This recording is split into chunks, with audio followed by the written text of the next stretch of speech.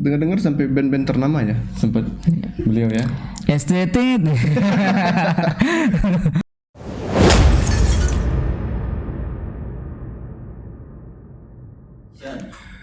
Muhammad Yuka Rinaldo, masya Allah. Ahlan wa sahlan. Assalamualaikum. Waalaikumsalam warahmatullahi wabarakatuh.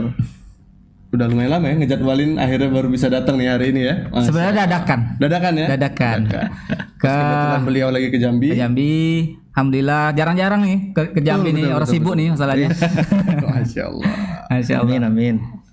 Mungkin pada penasaran siapa nih? Betul. Abang kita Bang Ray atau yang sering disebut Bang Ray. Oke, mungkin sedikit perkenalan bahwa beliau ini adalah seorang entrepreneur muda. Masya Allah, masih muda lah Pak ya? Masih muda, sangat muda. Jadi beliau ini punya usaha di bidang fashion, khususnya sepatu ya Pak ya? Sepatu, Masya Allah. Dari tahun berapa tuh Pak? Brandnya sih brand pertama dari tahun 2015. 2015. Dan kedua 2017. Oke, nah sebelum lebih jauh kita bahas itu, mungkin sebelumnya kita mau bahas dulu tentang transisi perjalanan beliau ini sampai menjadi pengusaha. Iya. Gitu Kok ya? basicnya apa sih? Kok bisa jadi sekarang jadi pengusaha sepatu sukses gitu kan? Betul. Nah mungkin Bapak Dio lah yang lebih kenal beliau ini gitu ya. Kenal kan karena sering lihat di TV. Pernah lihat di TV di salah satu stasiun swasta, ya kan? Jadi beliau ini di entertainment lah dulu Bang ya. Masya Allah. Nah ini mau tanya nih Bang, kan itu dulu di entertain, sekarang di dunia fashion, bisnis ya, tepatnya di produsen sepatu ya. Ya. Nah itu gimana tuh proses transisinya? Kenapa nggak lanjut Kenapa nggak lanjut aja di dunia entertain kan sama-sama ini ya? Mungkin lebih spesifiknya entertainnya apa nih? Entertainnya di dunia musik Bang ya? Dunia musik. Anak band. Ya. Ya basicnya sih memang saya itu musisi ya dari mendapatkan secara profesional itu dari tahun 2008, walaupun hobinya mungkin dari SMP, dari sampai SMA kuliah, tapi di tahun 2008 itu memang udah secara profesional bermusik, menghasilkan uang, manggungnya hampir tiap hari, mungkin seminggu bisa 5 kali, bisa 6 kali dengan berbagai macam band pada saat itu, baik band cafe, band wedding, band recording, sampai di sekitar tahun 2013 itu sempat juga beberapa tahun, 2-3 tahun membantu beberapa brand nasional juga gitu, kurang lebih seperti itu. Kenapa saya tidak melanjutkan lagi itu mungkin agak panjang ya, yang pada intinya diberikan rasa nyaman oleh Allah Subhanahu wa taala itu untuk berpindah dari dunia musik menjadi sekarang di dunia bisnis, kurang lebih seperti itu. Jadi akhirnya memutuskan untuk berbisnis ya Pak ya? Iya. Masya Allah. Nah, dengar-dengar sampai band-band ternama ya sempat beliau ya? STT. Ya 2-3 tahun lah. Itu berapa tahun Bang di situ di STT itu 2-3 tahun. 3 tahun mungkin kalau nggak salah. 3 tahun ya. Nah waktu mau mundur juga nggak bisa langsung karena ada beberapa titik lagi mereka belum dapat pengganti, jadi saya bantu lagi beberapa bulan setelah saya izin mau berhenti. Memang nggak secara langsung sih, mungkin tahapannya saya berhenti dulu di dunia kafe, yang kayaknya kalau di wedding aja lebih aman. Ternyata di wedding juga masih kurang nyaman, akhirnya berarti menemukan titik ketidaknyamanan ya sebenarnya itu. Ya kurang lebih seperti itu. Bukan masalah faktor ekonomi ya berarti. Bukan. Ya karena kalau kita lihat dari bandnya kan sudah band-band terkenal. Harusnya kan terkenal, makin terkenal. Finansial kan nggak bermasalah. Nah, nggak bermasalah ya. Lebih ke arah ini sih. Mungkin pada saat 2012 sampai 2015 itu mungkin sedang fase mencari lagi jati diri kita seperti apa, dan di fase-fase tahun-tahun itu memang banyak sekali yang dipelajari sehingga ada beberapa pertimbangan lain yang saya pikirkan untuk memutuskan berhenti untuk bermusik, tentang seperti itu. Berarti lanjut. Berarti fokusnya emang berhenti di musik. Ya. Jadi misalnya nih Bang, misalnya nih ada kan teman-teman kita yang masih berkiprah di entertain gitu kan misalnya. Apakah di zaman sekarang ini masih worth it nggak? Maksudnya melanjutkan di bidang berkarir ini, gitu ya? berkarir di bidang entertain yang maksudnya yang zaman seperti zaman sekarang kan kita tahu sendiri ya di mana medsos sudah medsos sudah merajalela lah ibaratnya itu kan. Apakah sekarang tuh masih worth it nggak di bidang ini nih? Pada dasarnya semua bidang itu jika ditekuni dengan baik, konsisten, persisten, itu insya Allah kalau memang atas izinnya itu sebenarnya bisa sampai. Tapi balik lagi apa yang diizinkan itu belum tentu diridhoi gitu kan. Iya. Balik lagi tujuan dari para personality kita masing-masing, kita itu mau kemana, apakah jalan yang kita tuju itu bisa mengantarkan ke tujuan hidup kita yang paling utama. Jadi balik lagi kalau sampai atau tidak, berhasil atau tidak, intinya semua bidang itu kalau tekun insya Allah ada saja jalannya gitu. Lebih seperti itu. Oke. Nah, akhirnya memutuskan dari karirnya di dunia entertain itu berpindah ke bisnis. Ya. Nah, pertanyaannya sih kenapa memilih bisnis gitu, khususnya di dunia sepatu lah gitu loh. Karena kan kalau kita bicara tentang karir kan banyak sebenarnya opsi yang lain gitu ya. Ya biasanya kan misalnya pindah dari sini mungkin kerja dulu, ya kan? Atau kenapa nih langsung berbisnis? Mungkin sepatunya nanti dulu. Kenapa langsung mulai pengennya bisnis? Kenapa berbisnis? Kenapa nggak kerja kan?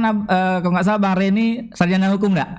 Nah sarjana hukum kan harusnya mungkin melanjutkan di dunia itu gitu kan? Karena diingetin fase yang itu, saya mulai dari angle yang itu. Jadi justru saat saya lulus kuliah 2012 saya agak telat lulus kuliahnya. 2012 tuh di fase juga kegiatan di musik waktu itu sedang banyak kosong. Walaupun 2013 14 naik lagi, tapi di fase baru lulus itu ada fase kurang kerjaan tuh, kurang job. Nah, di fase kita baru lulus tentu orang tua mungkin berpikir kan anaknya di kegiatan musiknya sedang slow, terus udah lulus nih gimana nih gitu kan. Jadi lebih sering waktu itu orang tua mungkin khawatir saya nelfon gimana, apa mau S2 atau gimana. Semua orang tua kayaknya gitu lah. Betul. Nah, pasti nanyain anaknya nih. Dengan nggak berapa lama kemudian saya ada inisiatif, saya gimana caranya buat orang tua tenang. Sebenarnya orang tua itu bukan ditenangkan bukan dengan kata-kata, tapi dengan aksi, dengan tindakan. Itu saya kepikiran, padahal waktu itu saya belum tahu harus ngapain. Saya bilang saya sekarang insya Allah income cukup nih, jadi nggak usah kirim lagi uang bulanan. Supaya tujuannya orang tua kalau memang kegiatannya positif, tentu menghasilkan, orang tua tentu akan support. Orang tua saya itu pada intinya mensupport apapun kegiatan. Pada saat itu baru saya berpikir, karena saya sering lihat teman saya dia jualan terus, hobinya memang jualan dari zaman dulu. Ya karpet, ya herbal, ya celana, ya baju, sepatu, semuanya dijual kan. Saya Bang Yogi tuh. Saya berpikir apa saya ini ya jualin barang yang bisa jual. Saya hubungin teman saya hubungin beliau, saya pengen jualan, gimana cara? Ya udah ambil sama saya aja, kata dia. Nanti tinggal dijual, jika ada yang beli tinggal hubungin teman saya tersebut. Dikirimin semua produk.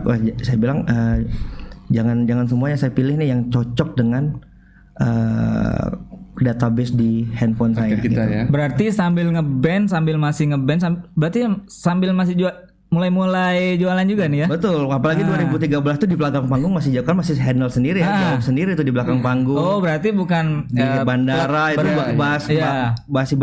balas chat. Transisinya lah ya gitu, sambil ngeband, sambil bisnis juga. Ada gambaran berarti beliau. Betul. Jadi setelah beberapa tahun baru saya memutuskan untuk fokus di bisnisnya. Walaupun dua-duanya waktu itu sama-sama lagi banyak kerjaannya, lagi sama-sama tapi balik lagi tadi saya diberikan kenyamanan untuk di bisnis, dan tiba-tiba rasa untuk bermusik itu pada saat itu mulai mulai tidak tenang, bukan berkurang ya, tapi selalu gelisah, nggak nyaman lah ya intinya. Tidak nyaman. Ya saya mungkin artinya ini ada sesuatu hal yang mungkin tanda, dan saya mulai perlahan menghindari gitu, kurang lebih seperti itu. Oke, berarti memang di 2015 ya yang benar-benar stop banget secara profesional, dan itu sebenarnya di 2016. Oh 2016. Nah, beliau nih bener ya. Jadi dia sebelum memikirkan untuk meninggalkan yang utama nih ya kan, ibaratnya musik kan utama nih kemarin. Jadi emang sudah ada ancang-ancang ibaratnya. Nah ini harus diaplikasikan juga sama kawan-kawan kita yang misalnya mau hijrah, semangat ya, maksudnya mau hijrah dari pekerjaannya yang mungkin sebelumnya pekerjaannya nih halal sebenarnya, bukan pekerjaan yang tidak diridhoi misalnya ya kan, bukan yang pekerjaan yang haram, tapi terlalu terburu-buru untuk resign. Betul. Dan saat dia resign tuh bingung mau ngapain gitu nah. Nah berarti kan ini jadi contoh juga sebenarnya. Beliau sambil bermusik tuh masih mulai-mulai nih. Walaupun pendapatan di bisnis itu sebenarnya belum bisa sebenarnya menutup pendapatan kita yang dari musik. Yang utama tadi kan. Belum bisa menutup ini tuh, tapi setidaknya dengan dana segini dari bisnis, setidaknya insya Allah aman. Justru setelah kita fokus meninggalkan itu karena ingin lebih berhati-hati lagi, intinya kalau kita meninggalkan sesuatu itu karena keyakinan kita kepada Allah, justru setelah itu bisnis malah semakin naik atas izin Allah gitu. Ada sunatullah kan. Ya, dan sudah banyak bukti dan sudah kami juga merasakannya. Bila meninggalkan sesuatu kan Allah, pasti Allah akan kasih yang lebih baik. Pasti itu. Insyaallah. Oke. Nah, berarti selanjutnya nih pertanyaannya, kenapa memilih sepatu? Oke. Artinya balik lagi ke posisi 2012 yang masih bermusik. Justru karena kita bermusik, database kita itu kontak-kontak kita semuanya pemain musik. Itu. Dan pada saat itu trennya boots era 2012. Oh iya. Saya ngalamin. Boots 2000. Bahkan bukan pemain band juga kan lagi tren. Betul. Jadi saya pilih produk dari teman saya tadi, Ivan namanya. Saya pilih sepatunya saya pilih lagi, dia banyak kan sepatunya, karena dia itu bukan barang dia semua kan, jadi ada beberapa brand yang dikumpulkan dan kita banyak pilihan. Pada saat itu saya pilih yang sesuai dengan market saya. Makanya pentingnya itu karena banyak orang yang bingung kenapa kalau saya posting gak ada yang nanya, gak ada yang jualan, gak laku, karena mungkin yang diposting, barang yang diposting gak sesuai dengan selera atau kebutuhan kontak kita. Sehingga mau kita posting 1000 kali pun kalau produk yang kita jual itu tidak cocok dengan seleranya di kontak kita kan akan percuma. Nah kebetulan di kontak itu adalah punya selera yang tepat dengan produk saya. Pasar, sehingga saat baru posting udah banyak yang nanya. Di bulan pertama itu justru nggak ada rintangan tuh, langsung ada penghasilan. Walaupun di tahun-tahun berikutnya mulai ada rintangan, tapi di fase awal justru sangat mulus sekali gitu. Karena itu tadi produk itu sebenarnya nggak ada yang salah ya. Produk yang tadinya produk A bisa ditawarkan ke market yang kurang tepat, dia tidak laku. Betul. Tapi kalau produk A ini bertemu dengan market yang tepat, dia justru malah diburu, dikejar. Makanya tugas kita sebagai pebisnis itu bagaimana produk kita ditemukan oleh orang-orang yang tepat gitu. Mantap. Nah ini menarik nih. Ini yang saya lihat bahwa memang Mas Ray ini benar-benar memperhatikan pasar beliau gitu. Oh iya. Dia orang kritis ya. Iya, pasarnya itu sudah ada gitu. Pasarnya sudah ada, baru beliau lemparkan produk gitu ya. Nah, enggak sembarang dia. Iya, berarti gini nih, Mas Yuka, Mas Ray. Mungkin ini banyak nih teman-teman kita yang mau memulai usaha atau yang sudah mulai usaha gitu. Namun banyak kendala yang mungkin dialami, entah itu produknya mungkin dirasa tidak laku kayak tadi kan, atau masih bingung untuk strategi marketingnya seperti apa. Nah, Mas Ray ini kan orang yang memang sudah lama bergerak di bidang usaha, khususnya bisnis sepatu gitu kan. Nah, mungkin bisa diberi gambaran untuk step-step awal ketika misalnya kita mau mulai usaha, atau mungkin dari perjalanan beliau dulu kali ya, yang awalnya awalnya Railman ini dari mana gitu? Oh, namanya. Nah, maksudnya ada bisnis beliau kan? Brand. Nah, bisnis beliau ini dari mana gitu, Bang? Prosesnya. Prosesnya tuh. Oh ya, boleh. Oke. Dalam memulai bisnis itu saya ada 2 fase ya. Fase pertama saat saya memasarkan produk orang lain. Oke. Dan fase reseller gitu ya? Iya. Kemudian fase kedua saat kita sudah punya produk.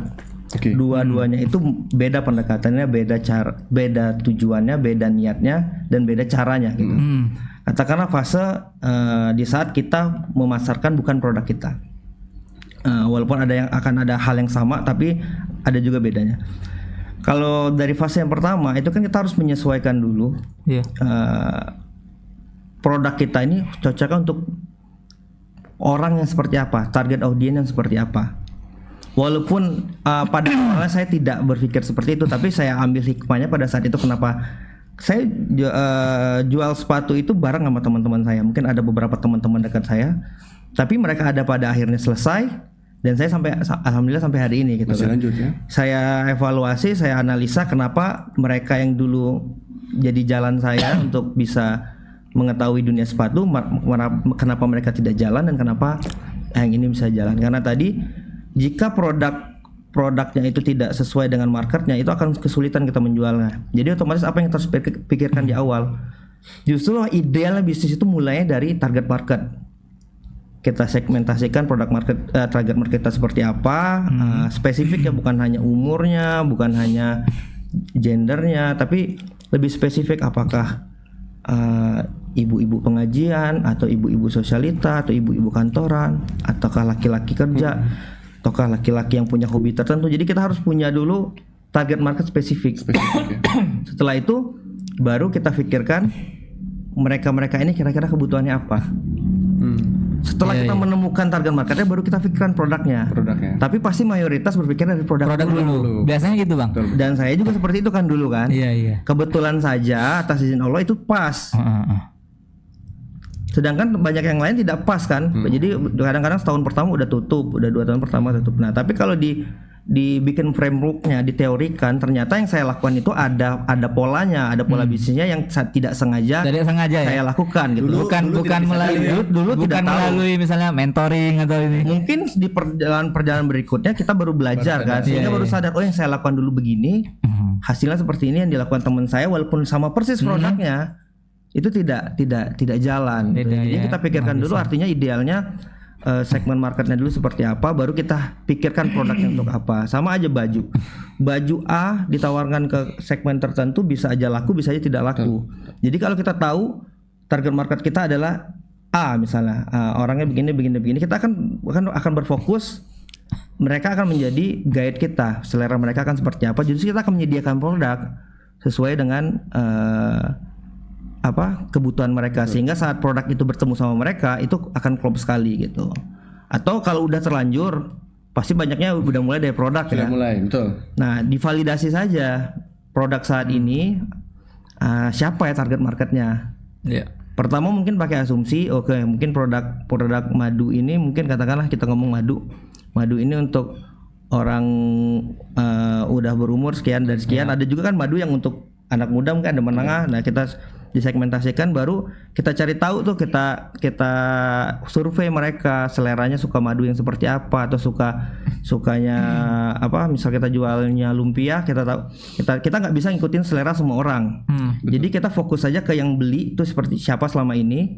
Kita cari lagi orang yang pertama kita gali dulu dia kenapa dia membeli produk kita.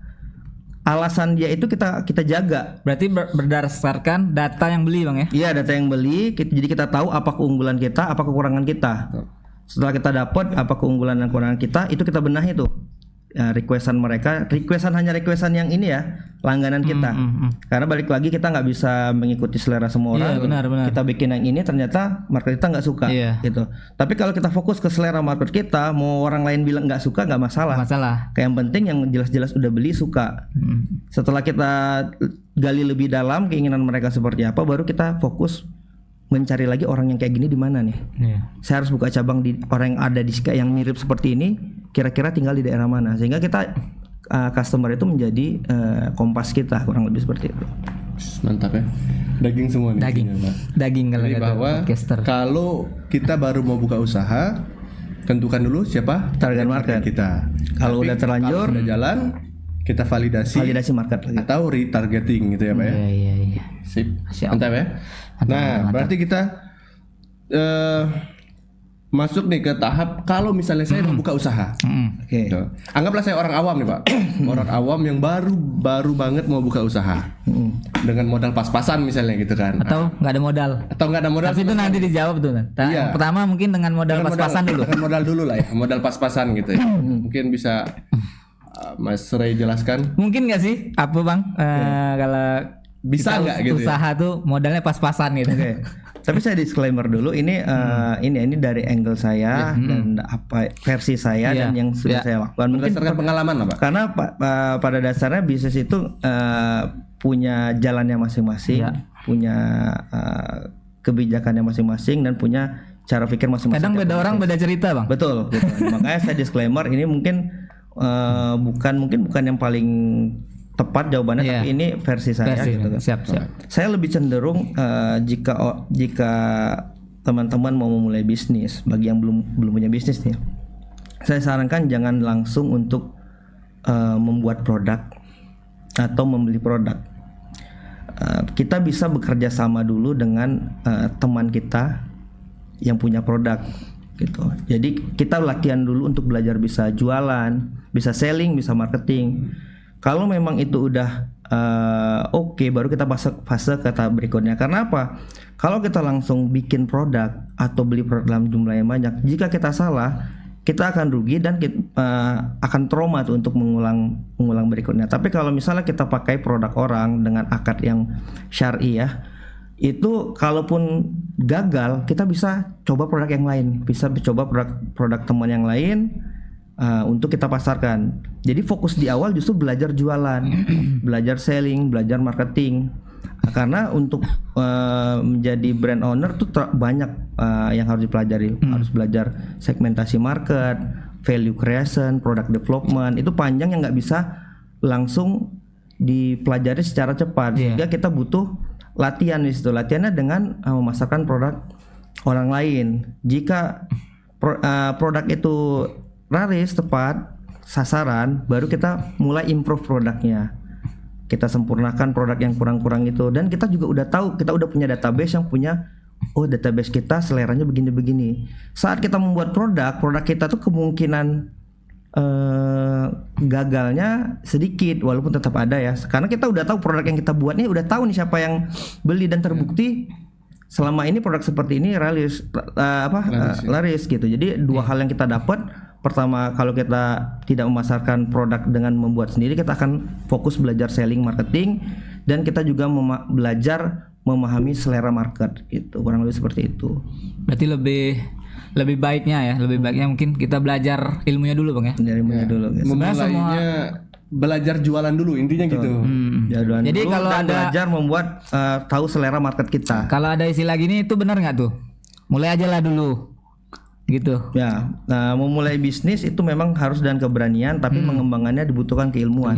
Gitu. Jadi sambil berjalan kita belajar. Berarti nggak salah juga ya kalau ada yang bilang nggak apa-apa mulai aja dulu. Belajarnya dengan pengalaman. Ya, belajar sampai jalan, diimprove, belajar terus. Baru nanti upgrade ilmunya. Betul. Ikut dan dengan perbaikin apa yang kita salah kemarin. Pasti kan banyak trial error tuh. Nah, kita evaluasi yang kita salah itu sambil belajar, karena itu butuh waktu kan, butuh proses untuk kita belajar seperti itu. Nah, kalau misalnya ya pengalaman Mas Ray lagi, selama ini kendala yang sering dialami apa? Di bisnis itu sebenarnya kendala itu tiap fase beda kendalanya. Fase pertama itu biasanya kendala di sales and marketing. Gimana nih jualan bisa konsisten, tiap hari bisa laris, atau kita setidaknya setiap hari banyak, jangan kadang ada kadang nggak. Itu biasanya fase pertama tuh. Fase pertama otomatis tantangan kita di situ tuh. Gimana nih caranya supaya laku. Nanti kalau udah berapa tahun kemudian itu udah stabil, tantangan kedua biasa pebisnis itu yang, dan juga saya alami, adalah kendala operasional. Barangnya laku tapi bikinnya nggak bisa banyak. atau bikinnya nggak konsisten, pelayanan kurang bagus, rasa kurang konsisten gitu kan, di operation tuh kendalanya, atau di produksi kendalanya supply chain itu susahnya materialnya, bahan baku itu biasanya kendala setelah sales and marketing. Nanti kendala ketiga itu yang dialami semua pebisnis itu kendala di financing. Udah laris, operasional lumayan lancar, tapi kok laris tapi uangnya segitu-gitu aja nih. Kok uangnya nggak tumbuh seperti ramainya orderan gitu, karena itu baik lagi pengelolaan cash atau mau ngembangnya modalnya dari mana nih, itu kan financing semua itu. Nah kalau itu udah juga lewatin fase berikutnya, akan ketemu lagi kendala di SDM, ketemu lagi persoalan di leadership di situ, sistem manajemen kontrol sistem, karena kita akan ketemu orang-orang yang kok nggak inisiatif ya gitu, kok sering, kalau saya sering dengar tuh sering keluar masuk, baru kerja sebentar udah keluar. Nah setelah fase itu akan, kalau kita naikin target lagi, akan balik lagi ke kendala pertama tadi, sales marketing. Jadi berputar kurang lebih di siklus yang sama tuh. Tiap naikin target lagi nanti balik lagi ke pertama gitu kan, kurang lebih seperti itu. Nah ini kan Mas Ray sudah paham nih tentang kendala-kendala yang biasa dialami. Nah biasanya yang dilakukan untuk menanggulangi masalah-masalah ini gimana? Oke, yang mana dulu nih? Dari siklus per siklusnya lah. Dalam arti kan tadi Mas Ray bilang bahwa di fase pertama itu kendalanya seperti ini. Sales marketing. Iya. Nah kira-kira untuk antisipasi kita lah, ketika kan kita bicaranya nih kan, ini mungkin yang nonton nanti ada teman-teman kita yang baru memulai usaha, yang nantinya bakal mengalami masalah yang mungkin Mas Ray sampaikan tadi. Minimal mungkin dari mereka lihat video ini kan mungkin bisa jadi gambaran ketika mereka nanti mengalami kendala seperti itu gitu. Oke. Untuk saya jawab secara global dulu ya. Nanti kendala-kendala yang akan dihadapin ini tidak perlu khawatir, karena kita itu pasti akan melaluinya kan? Dan setiap fase itu yang akan bikin kita bertahan untuk bisa menghadapi itu ya tentunya atas bantuan Allah gitu kan, atas pertolongan Allah. Tapi yang perlu dipahami juga bahwa kita sebagai pebisnis ini mimpinya itu nggak boleh kecil, visinya nggak boleh kecil, karena pada akhirnya kalau mimpi kita kecil, alasan kita untuk berbisnis juga kecil, hanya sebatas uang. Katakanlah kalau mimpinya paling kecil misalnya yang penting kecukup kebutuhan sehari-hari. Saat itu udah tercukup, otomatis kita kayak udah sampai ke goal kita dan kita bermain di zona nyaman, sehingga kalau ada apa-apa pun energi kita untuk bertahan itu nggak besar. Tapi kalau tujuan kita berbisnis itu besar, tujuan visi kita itu besar, mimpi kita besar, saat ada halang-halangan, rintangan apapun, mimpi kita tadilah yang menjadi energi kita untuk jatuh berdiri lagi, karena kita punya mimpi di balik bisnis tadi, sehingga itulah yang membuat kita akan terus fight untuk untuk memperjuangkannya. Bahkan kita tidak terlalu membutuhkan motivator untuk memotivasi kita, tapi tujuan kita berbisnis dan mimpi kita itulah yang akan memotivasi kita gitu. Kurang lebih seperti itu kalau untuk gambaran besarnya. Iya. Oke, berarti dengan kata lain, apakah diharuskan nih Bang, kita punya bisnis itu harus scale up? Harus. Berarti jangan stuck di udahlah cukup lah nih untuk, karena kalau hanya balik lagi tadi, karena yang saya alami nih sebenarnya saya tuh kadang merasa cukup aja, nggak mau nantilah bercabang-cabang tuh nantilah ya, karena tadi mimpinya mungkin yang penting tercukupin, yang penting kita cukup hari-hari dan enak ibadahnya, aman kalau itu tidak salah juga ya. Tapi balik lagi untuk scale yang dibutuhkan pertama itu sebelum masuk ke ilmuwan, yaitu kita harus punya goal yang besar. Yes, benar. Goal yang besar bukan hanya untuk diri kita, tapi harus punya alasan yang lebih besar. Bagaimana usaha ini bisa bermanfaat untuk orang banyak, orang sekitar dan untuk umat. Apa efek kita di dunia ini untuk umat nanti itu kira-kira, kalau kita nanti dipertanyakan di akhirat nanti apa dampakmu, perjuanganmu dalam umat, apa yang mau kita jawab gitu. Benar. Berarti kalau kita nyaman di situ aja, berarti kita cukup untuk diri kita aja. Kita nggak mau bermanfaat berarti nih sama membatasi diri gitu kan. Dan sehingga kalau kita membatasi yang tadi kita mimpinya nggak besar, itu energi untuk scale-nya juga susah nggak ada. Karena kalau orang yang mimpinya besar, dia akan dipaksa untuk cari celah. Sebenarnya ini sudah sering kami bahas. Beliau tuh sudah nyuruh bikinlah cabang di sini. Ya, berarti permasalahannya tinggal memperbesar mimpi lagi. Nah, terus juga mungkin sekarang gini, mungkin terbatasan ilmu karena kita tidak tahu caranya bercabang nih gimana. Mungkin nanti kita bisa tanya Bang Yuka ya. Ya, mungkin di sesi yang lain ya. Kita bahas Bang lagi. Ray. Bang Ray. Kita bahas lagi nanti di sesi yang lain. Boleh. Tapi Ya, nanti dijawab tuh mungkin. Ya nanti mungkin bisa dijawab nanti bagaimana caranya bisa kita scale up. bahas lagi. Bentar. Atau mau kita bahas sekarang atau kepanjangan kayaknya? Boleh yang ada pertanyaan versi singkat bisa. Oke, lanjut. Nah, berarti gimana tuh Bang? Misalnya tips apakah ketakutan dari diri ini tuh untuk bercabang itu sekarang soalnya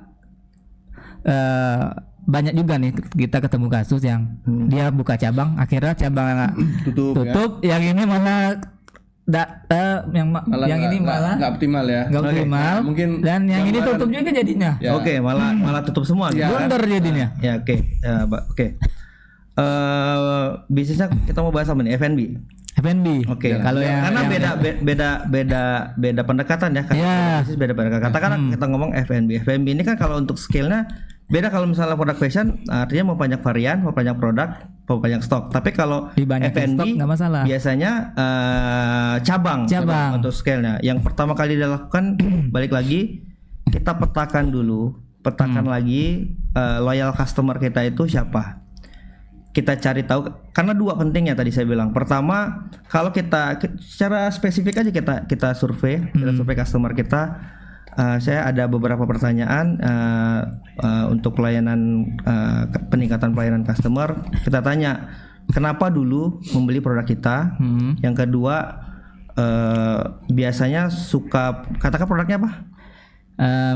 Batagor. Oke. Biasanya kalau cari Batagor sukanya Batagor yang rasa seperti apa sih? Kemudian Batagor yang nggak enak versinya customer kita tuh seperti apa sih? Jadi kita tahu bentuk Batagor yang versi keinginannya dan versi yang dia hindari. Nah, kita ikutin loyal customer kita itu. Loyal customer itu orang yang sering beli ya. Kan kalau customer aja itu kan beli sekali nggak beli lagi. Tapi kalau dia udah lebih dari sekali biasanya dia tuh punya ketertarikan lebih. Nah, tugas kita itu pertama menjaga dia. Otomatis kita ngikutin kepuasan dia dong. Kemudian kita akan mengundang lagi dengan produk yang sudah sesuai dengan selera market seperti itu. Kemungkinan kalau kita membuka cabang itu juga jadi peta kira-kira orang seperti ini di mana nih biasanya. Katakanlah misalnya dia biasanya bapak-bapak, ibu-ibu, anak-anak, semua kalangan, alhamdulillah. Kalau coba disegmentasi lagi, semua kalangan ini mungkin bukan berdasarkan usia, tapi berdasarkan tempat. Pengaruh nggak? Tentu, justru tempat itu kita menentukan tempat, demografis dan psikografis. Demografis itu tadi lokasi, tempat, umur, pekerjaan dan lain-lain. Tapi psikografis kesukaannya seperti apa, seleranya seperti apa. Karena Batagor ini dimakan sama orang kan, tapi kita semua orangnya seperti apa, karena mindset saya sampai saat ini tidak ada yang spesifik namanya produk semua kalangan. Karena beras saja, beras yang umum aja kita beda-beda loh brand yang kita pakai. Betul. Saya beras apa, berapa, dan dia tuh jadi kita tahu harus lebih menggali. Nggak ada tuh produk semua kalangan. Kalau semua kalangan tuh jika efek aja, efek. Tapi intinya pasti ada segmen spesifiknya. Tugas pertama gali itu dulu. Setelah menemukan ternyata misal market saya ini adalah orang yang pencinta pedas, yang tinggalnya di yang pekerjaan seperti ini, yang hobinya seperti ini, dicari lebih dalam, ditanya aja biasanya kerja di mana segala macam. Kita cari tahu benang merah market kita nih siapa sih orangnya, siapa aja sih. Nah, kita buka cabang itu di tempat yang kira-kira ada lagi orang seperti itu. Oke, sebelum buka cabang pastikan dulu kita udah mensistemasi bisnis yang sudah ada. SOP-nya harus tertulis, ada target masing-masing, dan memang kita harus berani berinvestasi dulu di awal. Karena kali tadi justru kita buka cabang itu kan akan meninggalkan yang ini. Sebelumnya yang ini juga kita harus berinvestasi ilmu dan berinvestasi uang kepada orang-orang yang akan melanjutkan bisnis yang ini, baru kemudian buka cabang. Karena kalau dua-duanya masih tarik kiri tarik kanan, dua bisnisnya juga nggak akan maksimal, kurang lebih seperti itu. Malah mungkin yang tadi gambarannya bahwa dua-duanya tutup. Karena dua-duanya nggak ada yang maksimal betul. perlakuan bisnisnya gitu. Makanya kita harus di unit yang ini orang-orangnya harus sudah siap untuk ditinggalkan, bukan ditinggalkan secara 100% ya, tapi setidaknya dia udah bisa jalan gitu. Karena tugas kita sebagai business owner tuh bukan menjalankan operasionalnya, tapi mengembangkannya. Biarkan tim kita yang mengerjakan operasionalnya, tapi karena mereka tidak mungkin belum kepikiran bagaimana cara mengembangkannya. Jadi fokus kita mengembangkan, bukan menjalankan. Kurang lebih seperti itu. Oke, kejawab Pak. Ya, berarti balik lagi ilmu harus ada ilmu juga. Kalau udah kejawab berarti tinggal buka cabang kan gitu. Insyaallah. Ya. Doain. Oke, Tetap kita Mas Ray, kontak terus beliau. Terakhir deh, minta saran atau nasihat buat teman-teman yang nonton yang baru mau memulai usaha gitu. Sebelumnya, kita masih ada ini kan kita ngomongin dari tadi kan brandnya nggak tahu apa. Oh iya. Nah, kita kenalkan dulu lah brandnya. Oke, sebelumnya biar teman-teman tahu, tapi kayaknya nanti ditaruh di atas lah kayaknya. Iya. Oke, sebelumnya buat teman-teman mungkin yang belum tahu bahwa Mas Ray ini punya 2 brand ya Pak ya? Ya. 2 brand sepatu. Kenapa ada 2 brand? Yang pertama itu Railman dan Kenzios. Railman, yang kedua Kenzios. Railman itu produk sepatu pria. Segmennya lebih ke sebenarnya sama-sama laki-laki, tapi spesifik marketnya beda. Kayak seperti yang kita bahas. Si Kenzios itu produknya pantofel pria, tapi spesifiknya apa perbedaannya dengan pantofel pada umumnya? Yaitu pantofel yang kekinian dan modern, pantofel yang sensasinya kayak sneakers, rasanya kayak dalamnya kayak sneakers, bentuk outsole-nya juga nggak pakai hak, datar, depannya juga nggak lancip kayak Aladin, nggak bulat, tapi memang sepatu pantofel yang bisa dipakai untuk formal dan juga casual. Karena biasanya pantofel nggak mungkin kita pakai kaos, pakai pantofel ke mall kan. Bener. Nah, kita segmentasi marketnya spesifiknya adalah anak muda yang tidak suka pantofel. Anak muda yang tidak suka pantofel, tapi kantornya wajib pakai pantofel. Ini anak muda sekarang kan dia nggak suka tuh pakai pantofel, dia biasa pakai sneakers. Dianggap pantofel itu jadul, pantofel itu jadul, tapi kantornya wajib nih. Pakai pantofel gitu. Nah, kita adalah solusi dari mereka-mereka ini gitu. Kita menjembatani kebutuhan mereka gitu. Kurang lebih seperti kalau Railman sendiri? Railman itu all kategori ya, teman untuk psikografisnya kita mencari segmennya itu untuk orang-orang yang anak muda yang ingin lebih terlihat dewasa dan manly. Kurang lebih seperti itu. Masya Allah. Sebenarnya mau tanya nih, kenapa ada 2 brand berbeda dalam satu hati kan? Itu dia karena kita beda segmen ya. Karena kita ingin cara untuk lebih dikenal sebagai kita akan dikenal sebagai siapa itu lebih bagus, lebih baik kita spesifik dulu di awal. Berarti karena kita ingin diingat orang sebagai apa sih? Brand kita ingin diingat orang sebagai batagor yang apa, lumpia yang apa, madu yang apa. Untuk masuk ke dalam benak konsumen itu butuh positioning dan branding yang tepat. Gitu. Sehingga lebih mudah untuk kita gampang dikenal daripada kita langsung menyasar all product dan all target market, semua kalangan. Kita akan bingung orang mengingat kita sebagai sama kayak Nike ya, misalnya kan dia fokus ya misalnya. Intinya nanti positioning kita yang bingung ya. Sama Nike juga kan pertama kali keluar dia sepatu lari. Sepatu lari kan. Setelah dia udah habis marketnya, udah menguasai marketnya, baru dia mengeluarkan produk-produk yang lain. Tapi tetap di sport kan? Tetap di sport gitu.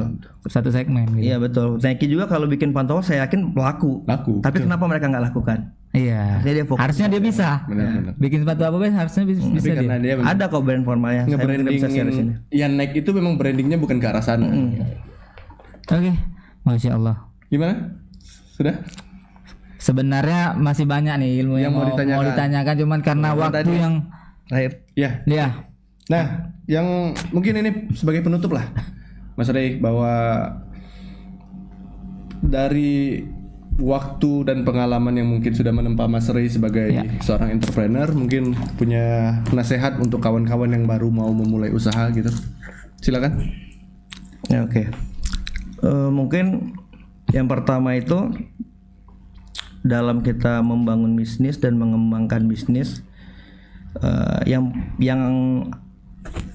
paling penting untuk kita fokuskan itu adalah keilmuan. Karena dalam bisnis itu tidak hanya cuma ilmu sales dan marketing. Untuk jadi pebisnis itu butuh banyak keilmuan, dan biasanya di awal-awal tuh orang malas untuk menggali itu lebih dalam sehingga bisnisnya stuck di situ-situ saja. Karena kalau membuat bisnis yang besar itu juga diperlukan keilmuan juga yang besar gitu. Jadi yang perlu dilakukan untuk kita sebagai pebisnis adalah terus belajar dengan siapapun, baik sama senior ataupun junior kita. Kadang kita nggak tahu kita dapat ilmu itu dari mana. Yang jelas ilmu itu hanya datang ke tempat yang rendah. Jadi saat kita harus mampu merendahkan diri kita, bukan dalam tanda kutip ya, untuk mau belajar dengan siapapun. Kadang kan sebagian orang ada nih malu belajar dengan yang muda-muda kan. Betul. Bahkan kita harus juga nggak malu belajar kemarin kepada orang yang belajar sama kita, karena ilmuwan tiap pebisnis itu beda-beda. Mungkin di satu sisi dia belajar ini sama kita, tapi tidak menutup kemungkinan suatu saat kita belajar sesuatu yang kita tidak tahu. Kemudian yang kedua dan paling penting yaitu kita fokus